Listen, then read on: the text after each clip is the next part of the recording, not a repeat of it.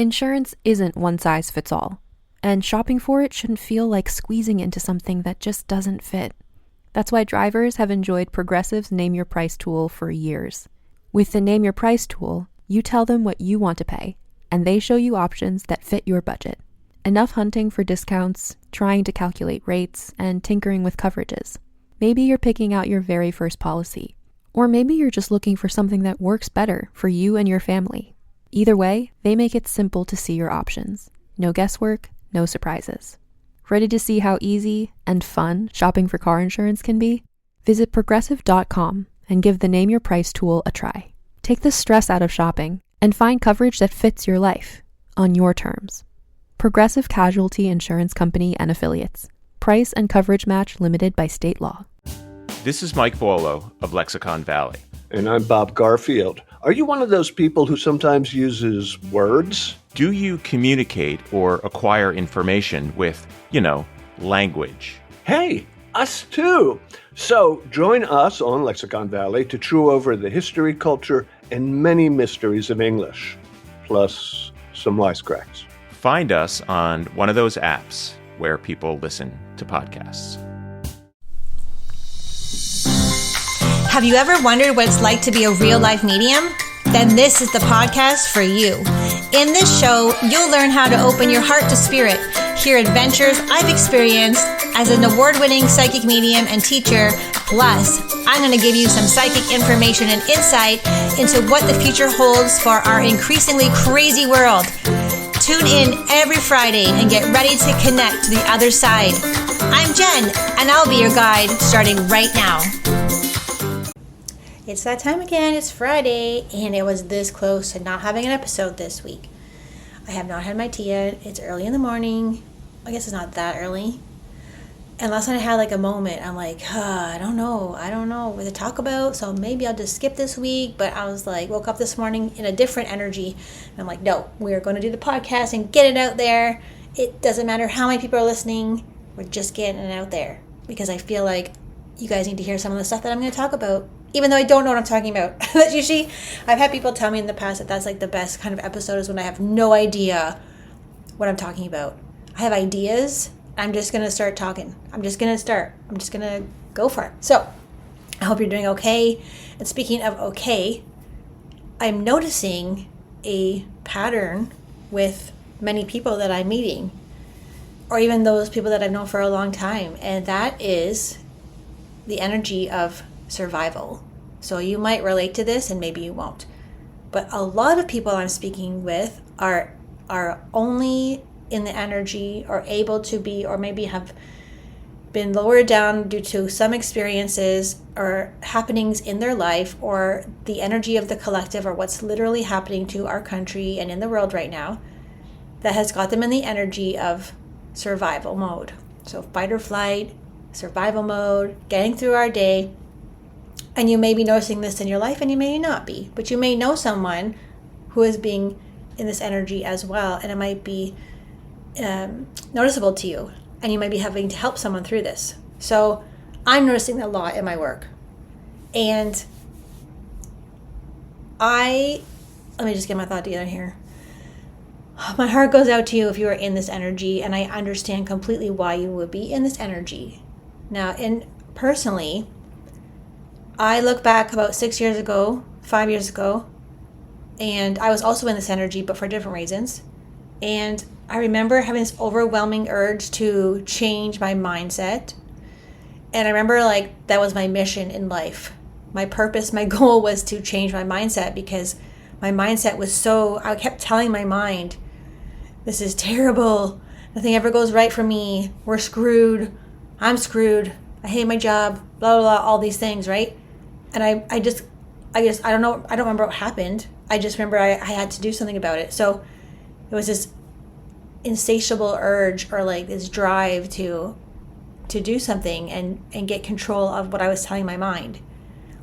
And for the last 5 years, and there's a reason I'm telling you this, for the last 5 years, I have been doing this almost on a daily basis of okay, first I realized that I was not my mind, right? That's the first step, is realizing that you are not your mind. You tell your mind and your brain what to think. So you're in control. You're in the driver's seat. When I've talked about this before. So that was the first huge shift for me. Then I used to watch Abraham Hicks videos on YouTube constantly. And I studied everything about Abraham Hicks. No, I wouldn't do that today because I don't really resonate with the teachings anymore. But back then I was like all about Abraham Hicks. And not necessarily the law of attraction, but like she just taught me, or that energy taught me that positive thinking and, you know, all the emotions, the emotional scale was huge for me. And it really taught me like low vibration, high vibration, this kind of thing. And by the way, I've also added my own little twist to high vibration and low vibration. I saw on Instagram this week, you can take a high vibrational course, or like you can take a course to train to raise your vibration. I was like, what is this nonsense? Because I don't feel like you need to take a course on raising your vibration, or maybe you do. I guess I kind of did, didn't I? It's just weird to me that when I saw this course, maybe it's called something else, consciousness raising or something. And also I saw another course too that was like shadow work course. A shadow work course. Take a shadow work course. Now, my take on the shadow work thing is that it's a natural process. So I feel personally that you don't have to go looking for shadow work, or you don't have to do shadow work, or you don't have to go take a class on shadow work. You're literally in a school of life. You're literally here in this school to learn and have lessons, have ranging emotions, have losses, have gains, have success, have joy, have sorrow. It's amazing that we get to be here and experience this. And I don't think you need to take a course on shadow work because you're already doing it.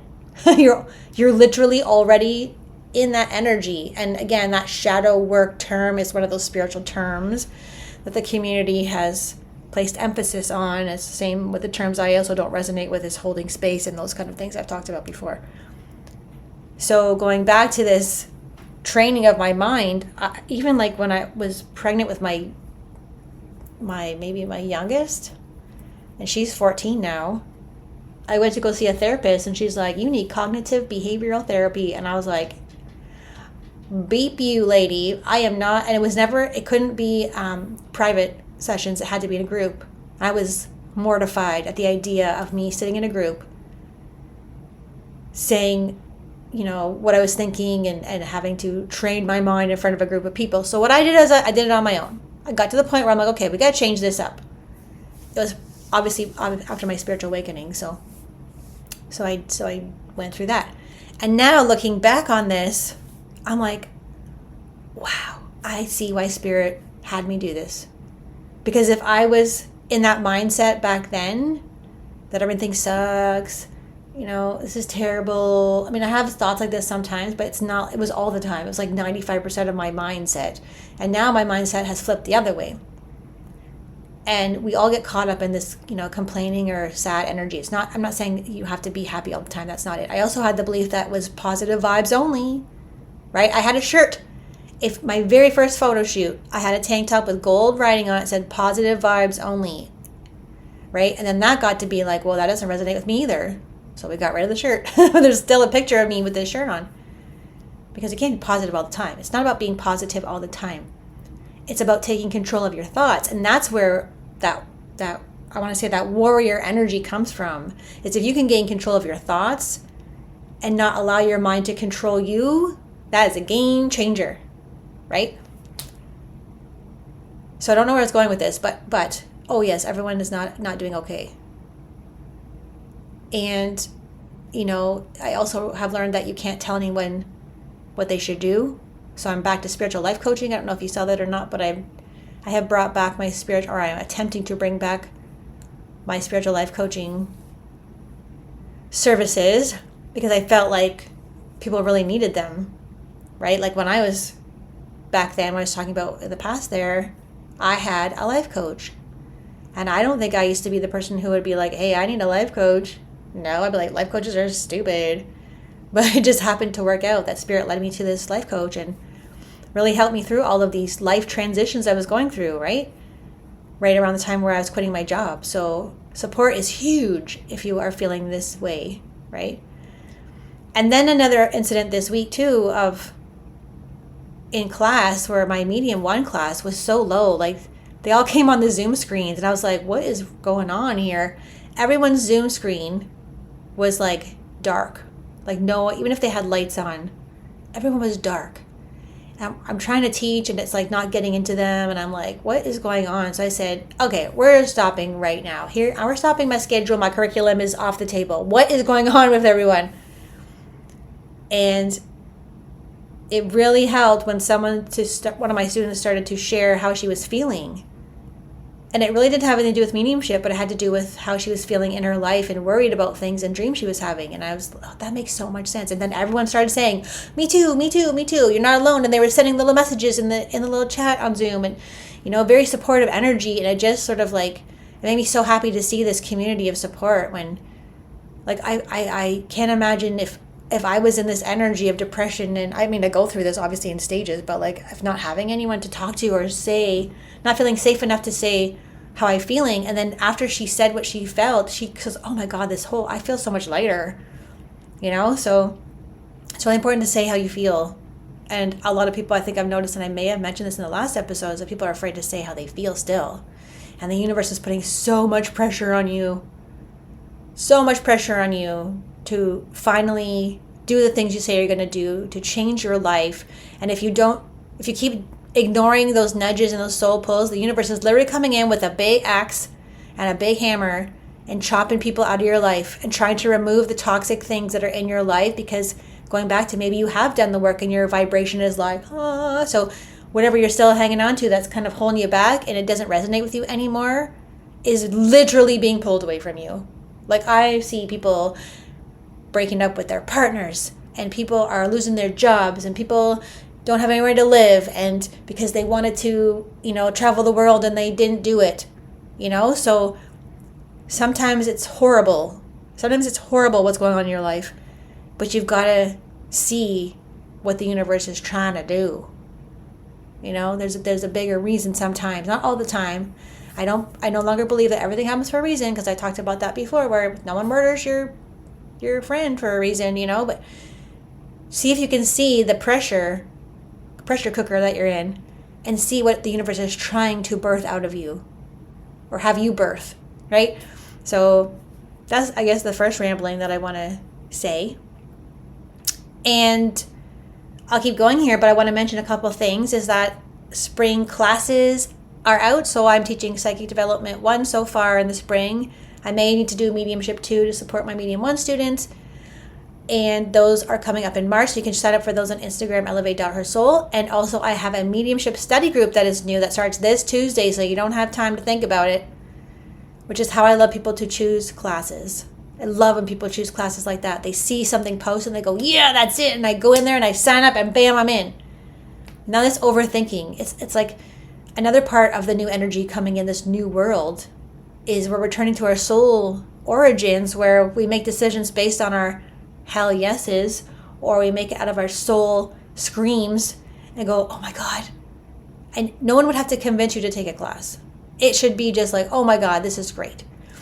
And then last night in class, Mediumship 2, we were talking, or maybe it's back to Mediumship 1. It's like, why are we taking classes right now? Some people are like, why do I bother taking a class right now? The world is ending. Our country sucks. Bad things are coming. And why would we still take a course? What's the point? What's the point, right? In my mind, it doesn't have to be, it's not necessarily you have to live your life.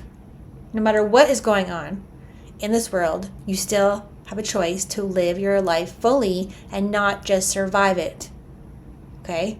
So right now you're in survival mode, which means soon comes the thriving mode. If you can make these necessary changes, and sometimes it usually takes a lot of energy to shift out of that. You have to make yourself talk to yourself differently, and that's a really hard thing to do. And some people are still going to choose to berate themselves and stay in this low energy, right? But some of us are going to get out of it. So soon you got to see the key. Where's the key? What is the golden key? What is the universe trying to give me here? Right? And then that leads up to another thing that happened this week. I signed up for a course. Speaking of courses, I signed up for 2 courses actually, and they were both hell yeses. One was a psychedelic coaching training, so I can use microdosing in my coaching programs. And the second one was hypnotherapy. So I'm taking a hypnotherapy course, and that one is like, I haven't done the microdosing one yet. That's this Sunday. But I'm taking a hypnotherapy course, and I've had so many shifts just by taking this course. It's like a self-study one where you have to do the videos.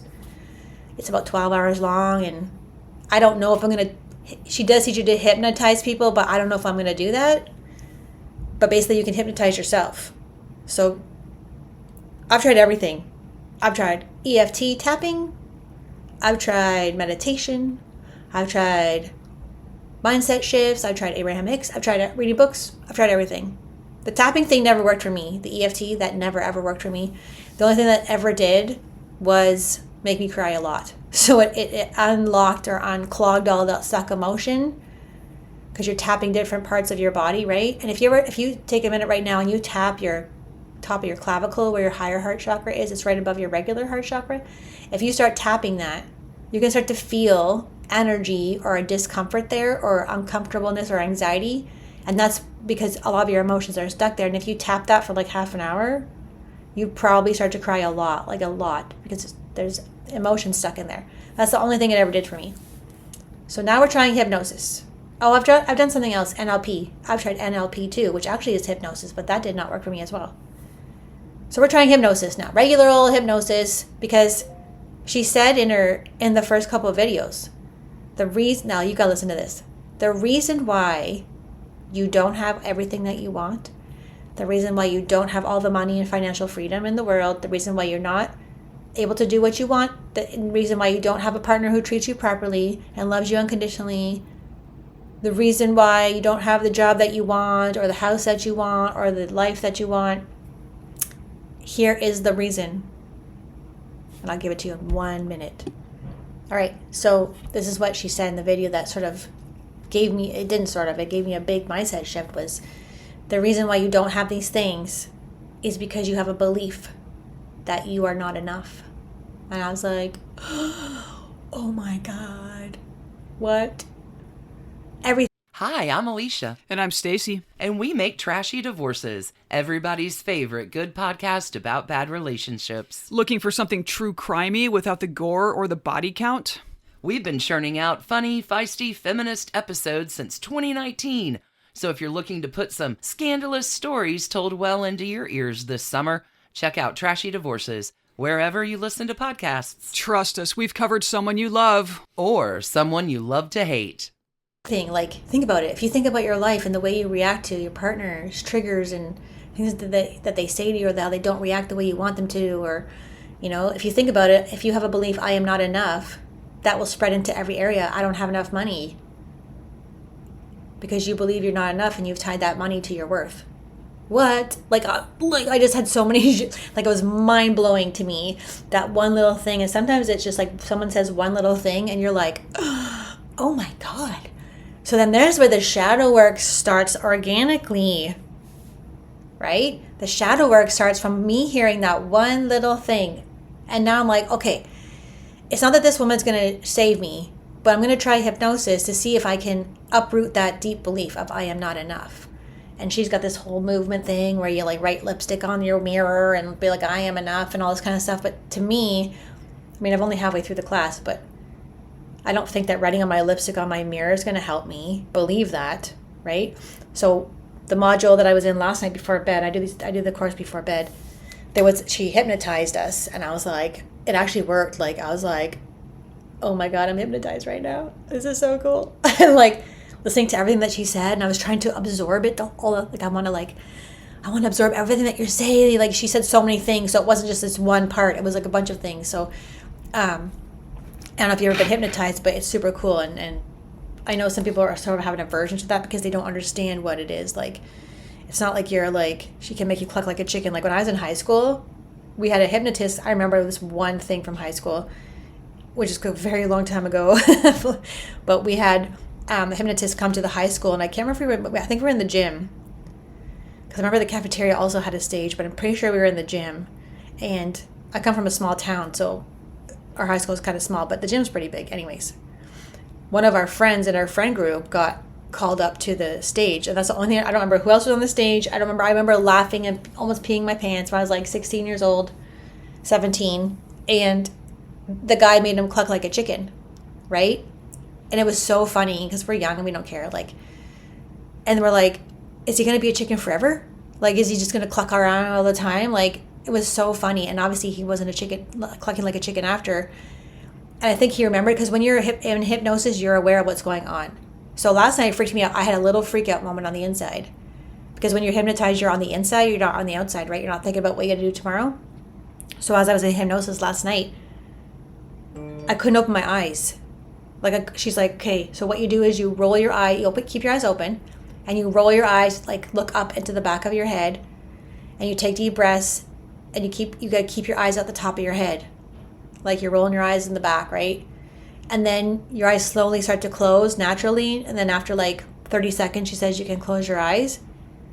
And then she has you drop your head like you're looking over a balcony, and you know you're in a hypnotic state, like you know if it works or not. So then she says something about, she didn't even do the deeper go down the stairs thing that time. And I couldn't open my eyes. She said, your eyes are glued shut. I was like, I can't open my eyes. Like, I had a little freak out moment. And then after, she's like, your legs are glued together. And I'm like, I can't move my legs. One of the things she said at the beginning is like, you can't get out of hypnosis. It's your mind. Your mind is telling you, it's so powerful. Your mind is telling you that you cannot open your eyes. Right? Someone's telling you that you can't open your eyes. So, I guess I can't open my eyes. But technically you can open your eyes. I just didn't. I'm like, hello, freak out moment when I couldn't move my legs, and I could not. I believed that I couldn't move my legs, and I believed that I couldn't open my eyes. So it's very powerful, right? Suggestibility is, if you're susceptible to suggestibility, you're very suggestible, which I believe this makes so much sense now, putting this together with what's going on with our government telling us, to be afraid, and we're very suggestible to things that, like, if you believe that an unV'd person and a V'd person are very unequal, and should be fighting your neighbor, calling on your neighbor, and do you not think the government has these techniques available to them? Do you not think they know how to hypnotize people? Do you really not believe that they know how to do like psychotherapy techniques or psychological warfare on people? Or do you not think that they know all of these things that they can use as tactics on a group of people who are susceptible to suggestibility? Do you not think that they would put some subliminal messages into a song like Beyonce's song, and then it's going to affect you? They know everything. They know what they're doing, right? So they use these techniques. So if you're open to suggestibility, you can be hypnotized, and in a good way, obviously, but also you can put yourself in this state of like, I'm just going to do everything the government tells me to do, right? Like, you can just be like that. So interesting. So interesting. So anyways, that's where I'm at. This is what happened all week. And the mediumship stuff has changed too. So I'm teaching my students different things that haven't came up before. I've been teaching mediumship a long time. And usually it's like, here's the evidence. So if you ever had a mediumship reading, you'll know that you probably heard from someone that you love who's crossed over, that you've lost. And they're going to come through and tell you things that the medium should not know, right? So I've been training them, just get evidence of these kind of things. So we want to get evidence of like how they passed, relationship to you, how any illnesses, family, career, memories that they share with you, all this kind of stuff. But now after like 6 years, it felt like something was missing. There's something missing from that. So like, what else can we get? What else can we give to the client that's going to help them healing? Well, what if we could show you and tell you where they are? Because a lot of people wonder when they come to a reading, like, where are my loved ones? What are they doing? Where are they? Are they safe? Are they okay? Right? And I always make sure that I tell you that they're okay, because I always say if they're not okay, they can't talk to you, or they can't talk to me. But what if you knew that they were okay and you knew where they were? Right? So that's part of the evidence now that also came in recently to my mediumship teachings. Right? Are you proving beyond doubt? Now, I was taught that it's not my job to prove to you that your loved one in spirit is here with the evidence. But it's important to know who it is. If I'm saying to you, I'm describing like, I don't know who that is. Well, that's just a waste, not a waste, but not going to give you any healing because you don't know who I'm talking about. So if I say to you, I have a man here, his name is Bill, he was an older gentleman, he had cancer, he used to live beside you, he was a neighbor, he used to wear Crocs or sandals on his socks, this like very, that kind of thing, and very, very specific details. He saw you taking care of his cat. You're going to know who that is, right? And you'll have no doubt that that's your neighbor who crossed over, who came to visit you or came to say hello, right? Now, if I tell you where Bill, if you're I guess a neighbor's not a good example. Say he's your dad. So I say, okay, so Bill's your dad, and I'm going to tell you where he is. And he tells me to tell the client where he is. So this week I had a loved one in spirit come through who was at the ocean because she had never got to go to the ocean. She never had a chance to travel or couldn't afford to travel. And that's where her heaven was. So this spirit contact client was by the ocean. So when someone passes, it's not like they go to the clouds. So in my experience of me doing readings for years, is that they go to where they love or where they didn't get to go. It's beautiful. Wherever they go, it's like your consciousness imagines a place, bam, you're there. And that's the energy of where they are. So knowing that where they are is a valuable piece of evidence. So that's also what's come through in the mediumship training now. And speaking of mediumship training, if you would like to learn more about this, even if you don't want to become a medium and you just want to study the concepts of mediumship, or you want to see how mediums work, please come Tuesday night, this Tuesday, 8 to 9. That's a little late for me working, but I'm going to piggyback it off of my Medium 1 class. And you can learn all about this kind of thing. Mediumship is fascinating. And I know I kind of wobble between like, I don't know if I want to do it anymore. And you go through, I think it's normal for me to do that, because the things that I see and people crying and people being sad in their grief, and it's a very big toll on a medium's body and my body. So sometimes I get burnt out. I'm like, I don't know if I can do this anymore, And last night I showed a picture of someone's brain while they're doing a reading. It was fascinating. Maybe I'll share it on my story. So go to Instagram, elevate.hersoul. I'm going to share that image of what your brain looks like when the medium is working. It's different than a brain of someone who is just doing, like, it's a big difference in the brain waves and how your brain lights up. And it's like definitely a different way your brain has to work when you're doing mediumship, for sure. And I've always said, I really want someone to put one of those brain measurer things on my head. And when I'm doing a reading, I want to see what my brain is doing, what my heartbeat is doing. It is a lot of work on your physical body, not just on your mental state as well, right? So, but I'm back loving it. I'm doing it. And I'm so busy. Like, you guys booked up all those $99 readings. And now I'm booked till June, which is great. But then I forgot to take myself some days. And now I can't go to yoga. So I'm missing out on my favorite thing to do to ground myself and feel better. So, so we'll just have to make some time here. But make time for things that you love, right? Make time for things that you love. Let me see here. I have not drank my tea yet, you guys. Hold on one second. I'm going to see if I have a prediction for you. I think I do. Okay. Did you guys see that there is a Chinese spy balloon floating over the Pentagon, and also there's one now in Canada floating around? And guess what? They're not going to shoot it down. I wonder why they're not going to shoot down a Chinese military spy ball. Because they're in with them, right? So this leads up to the prediction I have from, I don't know if I mentioned this or not, January 16th, this one came in. So we're concerned that we're getting all these hints, and they're basically telling us what's going on. So there's like those Chinese police stations in Toronto that were secretly put there. There's something else. We're getting hints of what's going on. So what I got was how Canada was trying to become they will attempt or succeed and then we'll fight it, a communist country. But I think what they're trying to do is also make the States communist. And I feel like the States is like way stronger than us. Like, you take the people in the States' guns away, good luck with that. Take our guns away, okay, here you go, here's my gun. We're softer. We're so much softer than the States. The States would be like raging lunatics if they try to take their guns away. But we're kind of like the guinea pigs. And here's a feeling that I have. So I said something about March being significant of this year, 2023. I also had a prediction a year and a half ago that Trudeau would resign. There's rumors going around. Someone sent me a screenshot. There's rumors going around that this is going to happen in March. But if this happens, I don't think we should get excited about it. I mean, we'll get excited, but don't get excited, because I had this feeling that if you know his history, he was a drama teacher, right? That's his background. He's literally a drama teacher. And they plucked him out. I mean, his dad was prime minister or whatever, but they plucked him out.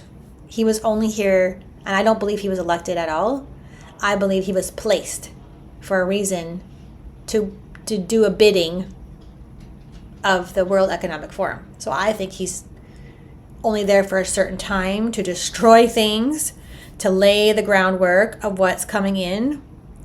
They need an actor, right? They needed an actor. They need someone to act the part. Like if you see him speak, he's acting. He's reading a speech. He's not even, do you know what I mean? He's not being authentic. I mean, he's a horrible narcissist, but anyways, that's another psychopath, but that's another story. That's my feeling, is that he might resign in March, but don't get excited, because he was part of the plan. If that's what happens, that happens, because the plan is still marching on. And as I'm talking to you with this psychic prediction, I hear marching boots again in my right ear. So last time I heard the marching boots, that's my sign for military coming in, or the tactical police coming in, which is what happened when I was in Ottawa last year. Before the tactical police even came in, I was walking down the street in Ottawa, downtown Ottawa, and I heard like the sound of crunching boots in my ear. And then the next day, the after we left, the tactical military whatever force came in. So that's coming in. That's coming in. So I can see why we're nervous and afraid and worried that something bad is going to happen. We're in a constant state of something bad is coming. I can feel it, but I don't know what it is. So honor that, and pretty much whatever's going to come is going to come, right? Whatever will be. And I believe that we're here for a reason at this time. And I feel like we can do something about it. And it's all trying to get us back to nature. It's all trying to get us back to like self-governing and back to our souls. So the pressure's on. It's going to build and get stronger. But I think we're going to be okay. So if you're having a hard time, I want you to meditate. I want you to practice self-care. I want you to remember that you are enough. And I want you to meditate, of course. Or go scream your head off in your car. That is another form of meditation, where sometimes being quiet is too much to bear. So sometimes you just need to go for a car ride and get in your minivan and drive down to a dirt road and just let out a scream. Just primal scream, just get it out. Like, I've had that before. You can feel it building up. It builds up so much that you can't keep it anymore. It's like, I'll go like this. Like that sound. And then that's how it starts. And then I just start screaming and just get it out. Sometimes meditation is crap. Sometimes you just need to scream. Okay? So if that works for you, I want you to go do that this week. I think you guys are awesome. Thank you for listening. Thank you for being patient with me and my ups and downs and my I'm doing it, I'm not doing it. But if you need support, and I've been doing all week free spiritual life coaching assessments to see if we're a good match to work together, and I believe have helped a lot of people this week. So if that calls to you, I would love to connect with you and be your spiritual life coach for the next 6 months or the year and help you through this process. All right? I hope you are doing okay, and let's find a way to shift that mindset if we can.